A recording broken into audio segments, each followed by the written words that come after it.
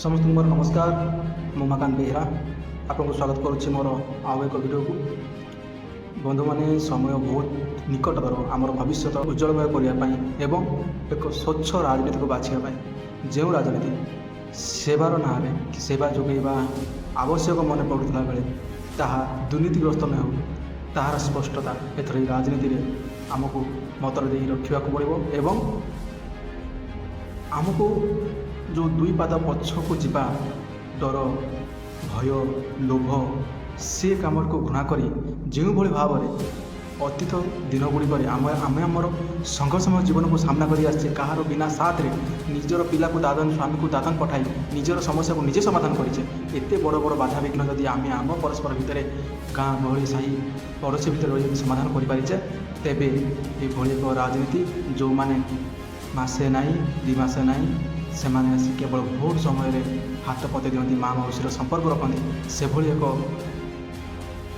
स्वार्थवादी नेता बा आपरे कि जो मैंने अर्थ लोभी अर्थ बड़े से संपर्क देखती बिना अर्थ संपर्क मूल्य से किसी न था से भली नेता मान मोर अनुरोध ओडावासी को एथर जो इलेक्शन आसूर जो राजनीतिर माहौल रही से समय आपण मानकर विरोध जोरजार रहा दरकार निज प्रति निजर भावना को स्पष्टता रखिए नहीं ये एक कुशासित दल कुशासित राजनीति को आम दूरेबा एवं निजर स्वाभिमान को बचेबा कथार अच्छी आपे बंचले बापर ना से बंचा से लक्ष्य स्थिर कर आम बचा आम स्थिर कर तेणुक आम केमी बचा आमको क्यों सरकार दरकार एवं से सरकार आम केते दूर आमको आम रास्ता पथ प्रदर्शन कर सरकार को बाछा जदि आम पुणी मूर्खता करवा कि नहीं जो सरकार टी आम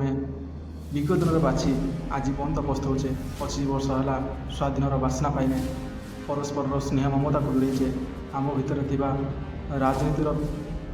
भावना संपर्क को दूर करें एवं आम भितर प्रेम जो संपर्क जहाँ भाई भाई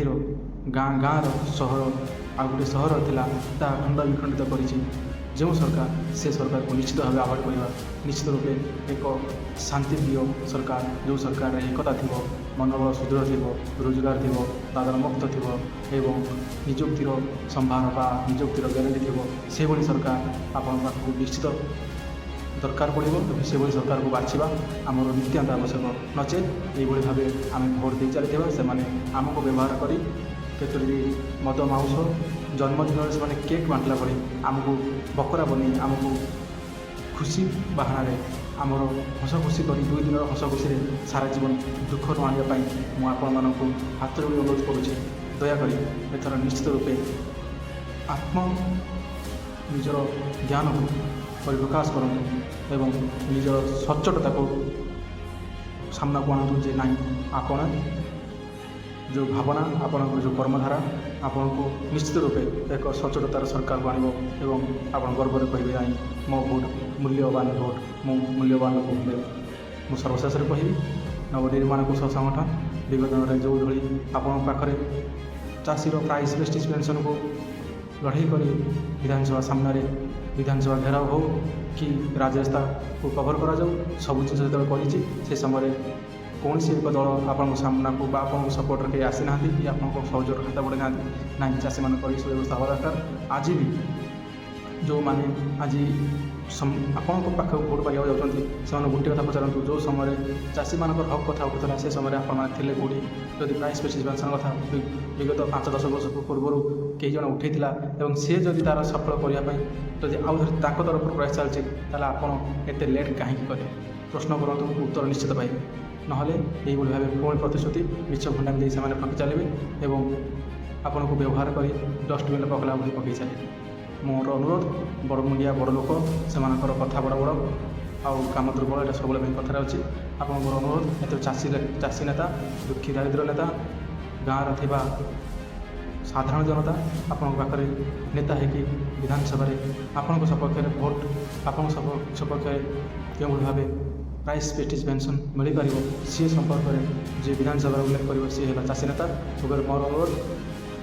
जिते पार पर्यटन भिडियो को चाषी भाई मान पाखे पहुँचातु देखिए। ଆମର ଚାଷୀର ଜୟ ହେବ, ଆମର ଏକତାର ବଳ ଆସିବ ଏବଂ ଭୋକିଲା ପେଟ ହିଁ ହାତ ପତାଏ, ଯାହାର ପେଟ ପୁରିଯାଏ ସେ ହାତ ପତାଏନି, ସେ ସ୍ୱାଭିମାନ ହୋଇଥାଏ। ମୁଁ ଏତିକି କଥା କାହିଁ କହିଲି ନା, ଆମେ ସ୍ୱାଭିମାନ ବଞ୍ଚିବା ପାଇଁ ଯେଉଁ ଓଡ଼ିଆମାନେ ଏବେ ଜିଦ୍ ଧରି ବସିଛନ୍ତି, ତାହା କେବଳ ବିଦେଶୀମାନେ ଆସିକି ଶାସନ କଲେ ତାହା ନୁହଁ। ଆମ ପେଟରେ ବି ଭୋକ ମରିବା ଦରକାର। ଆମ ପେଟକୁ ଦାନା କିପରି ଆମେ ଅନ୍ନ ନିଜେ ରୋଜଗାର କରିକି ନିଜର ସକ୍ଷମ ହୋଇପାରିବ, ମାଗଣା ଖିଆ ବ୍ୟବସ୍ଥାକୁ ବନ୍ଦ କରିବା, ନିଜେ ସ୍ୱରାଜ୍ୟରେ ବଞ୍ଚିବା। ଗୋଟେ ସରକାରୀ ଚାକିରିରେ ଯେଭଳି ସ୍ୱାଭିମାନ ସହ କଥା ହୋଇପାରୁଛି, ମୁଁ ଯଦି ବାଟ ଚାଲିପାରୁଛି, ସେଭଳି ଚାଷୀରେ ବି ଚାଲିବା ଦରକାର। ତାର ବି ପେନ୍ସନ୍, ତାର ବି ଯେଉଁ ଖାଦ୍ୟ ଚାଷର ସଠିକ୍ ଉତ୍ପାଦନର ମୂଲ୍ୟ, ତାକୁ ସମ୍ମାନ ମିଳିଲେ କୌଣସି ଏକ ସମସ୍ୟା ତାର ଆସିବନି ଏବଂ ସେ ବି ସମ୍ମାନ ପାଇପାରିବ ଯେଭଳି ଭାବେ ଅଫିସରମାନେ ପାଉଛନ୍ତି। ମୋର